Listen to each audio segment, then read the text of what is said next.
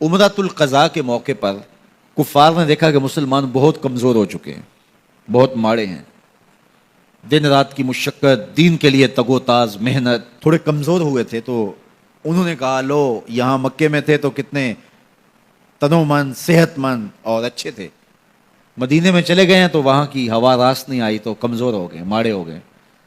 تو حضور علیہ السلام نے صحابہ کو جب طواف کرو تو پہلے 3 چکر رمل کے طور پہ جو ہے وہ کندھے اچکا اچکا کے، جس اکھاڑے میں پہلوان نہیں چلتا چھوٹے چھوٹے قدم بھرتے ہوئے، کہا پہلے 3 چکر یوں لگاؤ تاکہ ان کو بتاؤ کہ ہم ماڑے نہیں، ہم تگڑے ہیں.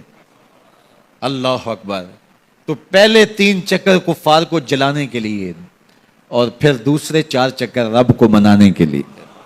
یہ دین ہے، دشمن کو جلانا بھی دین ہے. اللہ اکبر. تو کہا کہ کندھے اچکا اچکا کے چلو تاکہ انہیں پتہ چلے ہم تگڑے، ہم ماڑے نہیں ہوئے. اب صدیاں گزر گئیں. اب تو جب ہم حج کرتے ہیں یا عمرہ کرتے ہیں تو رمل کے پہلے 3 چکر اچکا اچکا کے کندھے اور اٹکلیاں کرتے ہوئے چلتے ہیں. تو چھتوں پہ اوپر تو ہمارے بھائی ہی طواف کر رہے ہوتے ہیں. اب تو مکے کی سرزمین میں کوئی کافر نہیں بستا. تو اب کس کو دکھلا رہے ہیں؟ کہا دکھلا کسی کو نہیں رہے، نماز محبت ادا کر رہے ہیں، کسی کی ادا کو ادا کر رہے ہیں. حج ماضی سے میں جوڑتا ہے، اسی رسم کو ادا کر رہے ہیں. اللہ اکبر. دیکھیے مؤذن کے لیے جب وہ اذان دے تو کیا کہے؟ حی علی الصلاۃ، حی علی الفلاح. جب حی علی الصلاۃ کہے تو چہرہ ادھر پھیرے، جب حی علی الفلاح کہے تو رخ ادھر پھیرے.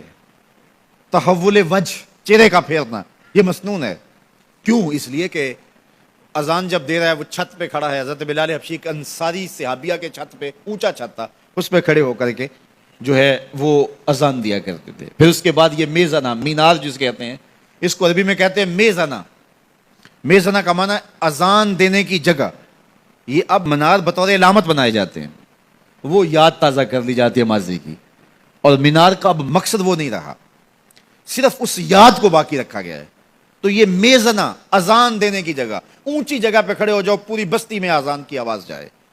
تو حی علی الصلاۃ اور حی علی الفلاح پر دائیں اور بائیں آپ رخ پھیریں. اس کا کیا مطلب کہ جو ادھر کے لوگ ہیں ان کو بھی آواز چلی جائے اور جو ادھر کے لوگ ہیں ان کو بھی آواز چلی جائے. یہ تو مقصد تھا تحویل الوجہ کا، چہرہ پھیرنے کا.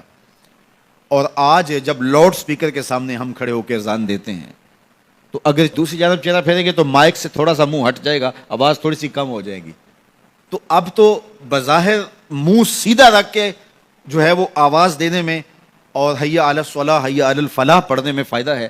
لیکن اس کے باوجود بھی آپ مائکروفون کے سامنے کھڑے ہیں، اذان دے رہے ہیں، پھر بھی رخ پھیریں گے. یار ادھر والوں کو پہنچانا آواز تو آپ کا مقصود نہیں، وہ تو یہاں زیادہ جاتی ہے. کہا کہ ہم تو یار کی ادا کو ادا کر رہے ہیں.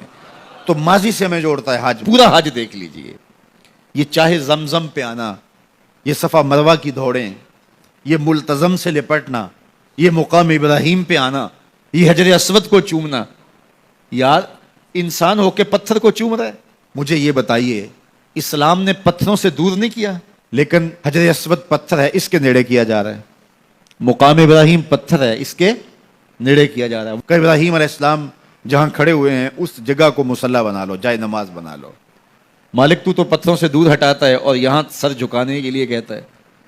فرمایا کہ یہی تو میں بتانا چاہتا ہوں، محبت کی اگر بولی سمجھتے ہو تو اپنے ڈیرے سے یار کا ڈیرا اچھا لگتا ہے.